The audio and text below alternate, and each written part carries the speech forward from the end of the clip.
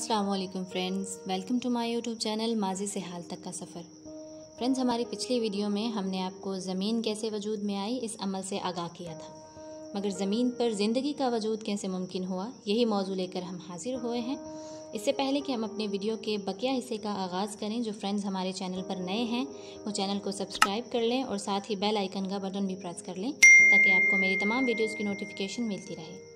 तो दोस्तों, ज़मीन ने आग के गोले से ज़मीन तक का जो सफ़र तय किया और ज़मीन तक पहुंची, तो उसके बाद उसे और भी बहुत से मराहिल से गुजरना पड़ा और कई मुश्किल मरहले तय किए। सब्ज़ा और गुल कहाँ से आए हैं, सब्ज़ा और गुल कहाँ से आए हैं, अब्र क्या चीज़ है, हवा क्या है। तो दोस्तों, जैसा कि हम जानते हैं कि खला में तैरने वाला हर सयारा अपनी अलहदा कशिश शकल रखता है, इसी तरह ज़मीन भी हमेशा से अपनी मकनातीसी ताकत रखती थी। इसी कशिश शकल के बायस जब ज़मीन के ऊपर शहाबी गोले बरसे और अपने साथ ज़मीन पर एक बड़ी मिकदार में पानी लाए, तो उसी दौरान कुछ मादनियात भी ज़मीन के कशिश शकल के राब्ते में आने के बायस ज़मीन पर आ गईं। चूँकि ज़मीन इस वक्त काफ़ी हद तक ठंडी हो चुकी थी, इसीलिए ज़मीन पर आने वाला पानी समंदरों की शक्ल में इकट्ठा हुआ। दोस्तों, पानी ज़िंदगी के लिए बहुत ज़रूरी है, मगर ज़िंदा रहने के लिए ऑक्सीजन सबसे ज़्यादा ज़रूरी है, जो अब तक ज़मीन का हिस्सा नहीं बनी थी। इसके अलावा ज़मीन को और भी कई मुश्किलात का सामना था, जिनमें से ज़मीन की पुरज़ोर गर्दिश और चाँद की कुर्बत दो बड़ी मुश्किलात थीं, जिनकी वजह से ज़मीन पर शदीद तूफ़ान आते और एक लंबा अरसा तक रहते। मगर जैसे जैसे वक्त गुज़रता गया, ज़मीन की गर्दिश में और कमी वाक़ई हुई और चाँद से ज़मीन का फ़ासला एक हद तक बढ़ गया। 3800 मिलियन साल तक के अरसे ज़मीन के मौसमों में एक रब्त पैदा हुआ। उस वक्त तक ज़मीन काफ़ी हद तक पानी से ढक चुकी थी, मगर आतिशफ़िशानी के बायस कई जज़ायर भी ज़ेर आब वक़ूफ़ पज़ीर हो चुके थे। इसी वक्त ज़मीन की दर्जा हरारत 70 से 80 डिग्री तक पहुंची, जो कि ज़िंदगी के लिए नामौजू थी। मगर ज़मीन का सामना एक बार फिर शहाबी गोलों से हुआ। शहाबी गोलों की ये दूसरी लहर ज़मीन पर अपने साथ मज़ीद पानी, मादनियात और ज़िंदगी का एक बुनियादी जुज़ अमाइनो एसिड भी लाई। ये अमाइनो एसिड जब ज़ेर आब आतिशफ़िशानी जज़ायर से मिला, तो इन जज़ायर के गिर्द यक खलवी जानदार वजूद में आने लगे। ये यक खलवी जानदार यानी बैक्टीरियाज झुंड की तरह इकट्ठे रहने लगे। ये झुंड पानी की तहों में बसेरा किए रहते थे, जिन्हें साइंसदानों ने स्ट्रोमेटोलाइट्स का नाम दिया। इन बैक्टीरियाज के खुराक बनाने के अमल से पानी में ऑक्सीजन पैदा होने लगी और एक बड़ी मिकदार में ऑक्सीजन पानी में शामिल हुई। ऑक्सीजन के बढ़ने और ज़मीन की महवरी गर्दिश के कम होने के अमल वक्त के साथ साथ जारी रहे, और साथ ही पेश आया एक और वाक़या, और वो वाक़या ये था कि आतिशफ़िशानी अमल और टेक्टोनिक प्लेट्स के टकराव से ज़ेर आब जज़ायर ने एक बहुत बड़े खुश्की के जज़ीरे को जन्म दिया। ये पहला जज़ीरा था जो खुश्क और ठोस हैसियत में नमूदार हुआ, जिसे रोडीनिया के नाम से जाना जाता है। इस तब्दीली के बाद आब हवा में भी कुछ तब्दीलियाँ रूनुमा हुईं और दर्जा हरारत 30 डिग्री तक आया। मगर एक बार फिर से ज़मीन में दबे लावे ने सर उठाया और शदीद ज़लज़लों का एक तवील दौर शुरू हुआ, जिसके नतीजे में बर्र-ए-आज़म रोडीनिया दो टुकड़ों में बट गया और इसी दौरान कई लावा उगलने वाले पहाड़ भी वजूद में आए और इसी लावे के धुएं से बारिशों का एक तवील दौर शुरू हुआ। इन बारिशों की वजह से कार्बन डाइऑक्साइड ज़मीन के अंदर जज्ब हो गई और फ़िज़ा में ग्रीन हाउस की गैस में कमी आई और ज़मीन का दर्जा हरारत -50 तक पहुँच गया, जिसकी वजह से पूरा सैयारा बर्फ़ से ढक गया। ये बर्फ़ का पहला दौर था।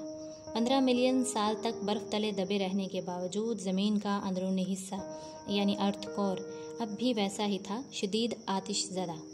जब भी ये लावा ज़मीन से बाहर गिरा लेता, बर्फ़ की तह पिघलती जाती।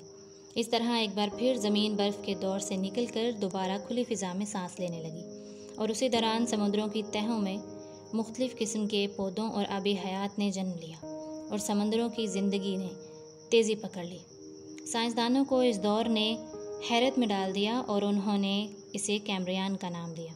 मगर खुश्की पर ज़िंदगी का सफ़र अब भी बाकी था, क्योंकि सूरज की शुआओं से ज़मीन बंजर हो चुकी थी और फिर कुदरती तौर पर ज़मीन के इर्द गिर्द एक गैस की तह, जिसे हम ओजोन गैस कहते हैं, वजूद में आई और ज़मीन महफूज होने के बाद ज़िंदगी की तरफ चल पड़ी और आहिस्ता आहिस्ता इस पर पौधों, एम्फीबिया और ट्रेडपोल जानदारों का ज़हूर हुआ।